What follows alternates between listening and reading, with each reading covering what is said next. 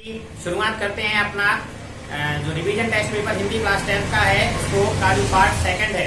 इसमें जब आपने पहला पार्ट देखा था तो पहले वाले पार्ट में ये कहा था आपसे कि मैं नेक्स्ट वाले पार्ट में आपके कुछ क्वेश्चन सॉल्व करा दूंगा। ठीक है, पहले वाले पार्ट में अपन जितने भी ग्रामर से संबंधित क्वेश्चन थे वो अपन क्या कर चुके हैं, सॉल्व कर चुके हैं। तो जल्दी से आ जाते हैं क्वेश्चन नंबर 5। तो 5वां ये कह रहा है बालक राम की कौन सी क्रियाओं से माताएं प्रसन्न होती हैं।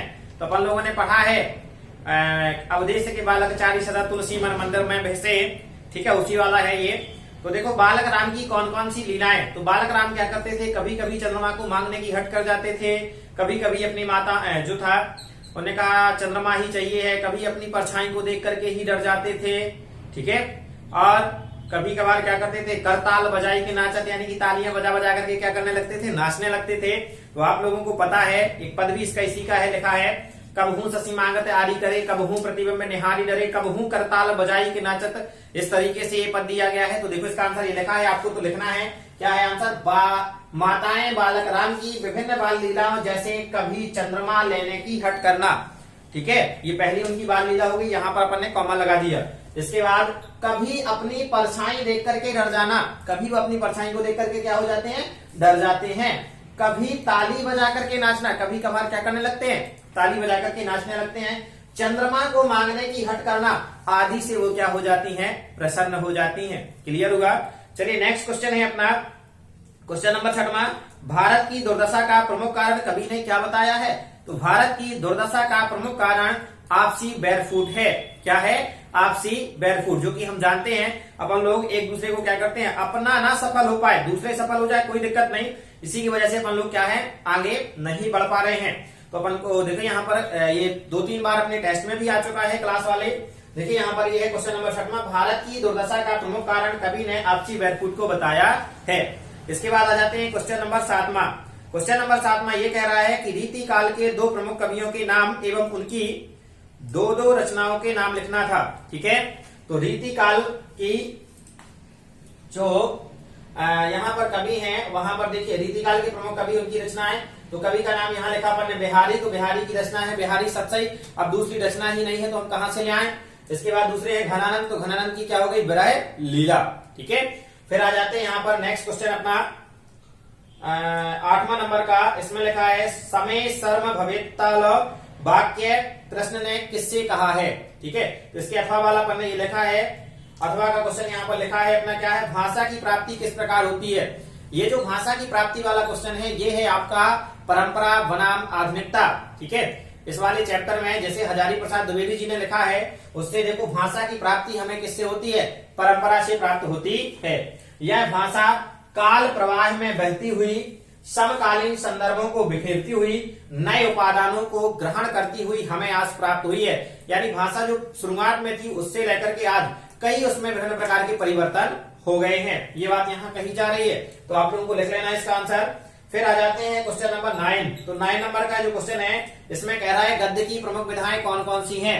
तो गद्य की जो प्रमुख विधाएं हैं वो है हमारी कहानी, नाटक, एकांकी, रिपोर्टाज, यात्रा वृतांत, संस्मरण, जीवनी, आत्मकथा, बहुत सारी हैं। तो 2-4 से के पर नाम क्या करेंगे, लिख लेंगे। ये लिखे हैं गद्य की प्रमुख विधाएं नाटक, एकांकी, कहानी, उपन्यास, रिपोर्टाज, यात्रा वृतांत आदि हैं। ठीक है, चलिए नेक्स्ट क्वेश्चन है अपना इसके बाद 9वें नंबर के बाद 10वां नंबर, माई की बगिया का वर्णन अपने शब्दों में कीजिए। जो माई की बगिया है आप लोगों का ये अमरकंटक वाला चैप्टर नर्मदा जीवन रेखा जो है उसमें ये दिया गया सहायक वाचन का है अपना।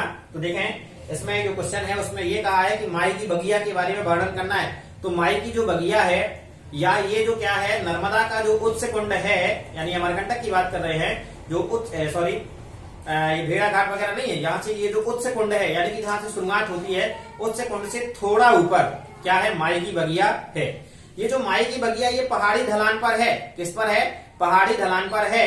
यानी और यूं कहा जाए तो पहाड़ को काट करके जैसे ये बगिया क्या की गई हो, बनाई गई हो।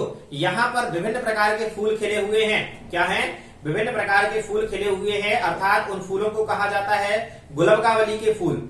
चूंकि ये रियलिटी देखा जाए तो यहाँ पर माई तो नर्मदा को ही कहा गया है। किसे कहा गया है, नर्मदा को। यहाँ पर एक जब अपन पाठ पढ़ते हैं तो वहां पर एक और है कथा सी, मतलब थोड़ा सा एक टॉपिक आता है बीच में, उसमें ये रहता है कि यहाँ माई तो आखिरकार नर्मदा ही है और जो गुलबकावली है वो उनकी सहेलियों को कहा गया है। उसमें यह बताया गया है कि जो माई है, बताया जाता है कि नर्मदा जो थी वो बचपन में यहाँ पर क्या थी, खेलने के लिए आई थी अपनी सहेलियों के साथ, और उसकी जो नर्मदा थी वो थोड़ा सा उल्टी दिशा में, उल्टी बहती है अपनी ये जो नर्मदा है, ये विपरीत दिशा में बहती है, तो ये दूसरी दिशा में चली गई, यानी पश्चिम की ओर चली गई। तो उसके बाद ये जो उनकी जो सहेलियां थी वो उनके विरह में क्या बन गई हैं, गुलबकावली बन गई, ऐसा कहा जाता है। ठीक है, यहाँ पर बहुत सारे मंदिर भी हैं, क्या है, मंदिर भी हैं, छोटे छोटे से गुलबकावली के बहुत सारे फूल खिले हुए हैं। और ये जो गुलबकावली के फूल हैं, इन फूलों से दवाइयां भी बनाई जाती हैं, और एक दवाई जो बनती है उसका क्या होता है, ये दवाई अगर अपन आंखों में डालें तो नेत्रों को क्या करते हैं, ठंडक प्रदान करती है। तो नेत्र रोगियों को उस गुलबकावली के फूलों से बनने वाली दवा क्या की जाती है, दी जाती है। ये आपका आंसर पूरा यहाँ पर लिखा हुआ है। माई की बगिया नर्मदा के उत्तरकुंड से थोड़ा ऊपर है, माई की बगिया पहाड़ी ढलान पर है, माई की बगिया पहाड़ी को काट करके बनाई गई है। यहाँ अनेक मंदिर हैं तथा छोटी सी एक बगीची भी है जिसमें गुलबकावली के फूल खिले हुए हैं। इसके बाद यहाँ आ जाना, ये लिखा है यहाँ माई किसे है, नर्मदा नदी को ही कहा गया है। गुलबकावली के जो फूल हैं उनसे दवा बनाई जाती है जो नेत्रों को क्या प्रदान करती है, ठंडक प्रदान करती है। लिख लेना है, अपन को तो पेपर कंप्लीट करना है ना। इसके बाद ये समझा इसलिए दिया है कि आप लोगों को आगे काम करेगा। इसके बाद आप लोगों को परेशान होना नहीं है, मैं जनवरी में आपके पास इंपॉर्टेंट वीडियो क्वेश्चनों की लेकर के आऊंगा, A to Z आपका सॉल्यूशन करा दूंगा, बिल्कुल डरना नहीं है किसी भी सब्जेक्ट से। फिर आ जाते हैं अपने क्वेश्चन नंबर 9 के बाद, जो 10 था, 10 के बाद 11 नंबर हम आपको करा चुके हैं पहले सॉल्व।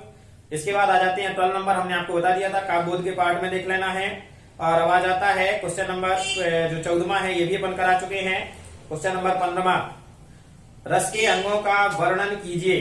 क्या करना है, रस के अंगों का वर्णन करना है। उसके अथवा में देखो कितना सिंपल लिखा है, तो अथवा वाला करें। अतिशयोक्ति अलंकार की परिभाषा उदाहरण सहित बताना है। तो अतिशयोक्ति अलंकार की जो परिभाषा होती है, यहाँ पर आपको बताया जाता है कि जहां पर किसी बात को बहुत बढ़ा चढ़ा करके वर्णन किया जाता है वहां पर क्या होता है, अतिशयोक्ति अलंकार होता है। यानी यूं कहा जाए तो जहां लोक सीमा का उल्लंघन किया जाता है, किसका उल्लंघन किया जाता है, लोक सीमा का, यानी मान मर्यादा को तोड़ते हुए, वहां पर कौन सा अलंकार होता है, अतिशयोक्ति अलंकार। इसकी परिभाषा अपन लिख रहे हैं, यहां तक आप लोगों का लिख गया होगा। ये है अपना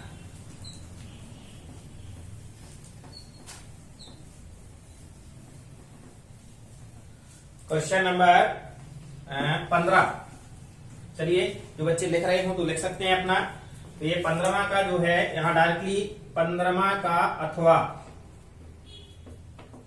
अथवा में सीधे अपन उत्तर डालते हुए परिभाषा लिख दे। अतिशयोक्ति अलंकार की अपन को परिभाषा लिखनी है ये। तो जहां पर किसी बात का बढ़ा चढ़ा करके वर्णन किया जाए, जहां पर किसी बात का बढ़ा चढ़ा कर वर्णन किया जाए, बढ़ा चढ़ाकर वर्णन किया जाए, वहां अतिशयोक्ति अलंकार होता है। अतिशयोक्ति अलंकार होता है। यहां वैसे भी कहा गया अति से अधिक, बहुत ज्यादा बता दिया जाए, वहां कौन सा अलंकार होता है, अतिशयोक्ति अलंकार होता है। उदाहरण की बात करें, उदाहरण भी लिखना है, तो उदाहरण तो आप लोग जानते हो, बहुत सारे बताए थे। पड़ी अचानक नदी पार, घोड़ा कैसे उतरे पार, राणा ने सोचा इस पार, तब तक चेतक था उस पार है। और दूसरा ये वाला है अपना, हनुमान की पूंछ में लगन न पाई आग, लंका सारी जल गई, गए निशाचर भाग। तो यही लिखे दे रहे हैं आप लोगों को पास। तो हनुमान की पूंछ में लगन न पाई आग, मतलब आग लगी नहीं है, हैं? लगन न पाई आग, लंका सारी जल गई, गए निशाचर भाग। अब जब अपन घर पे ही बैठ करके लिख रहे हैं भैया, हैं, तो थोड़ा सा अच्छे से लिख लें।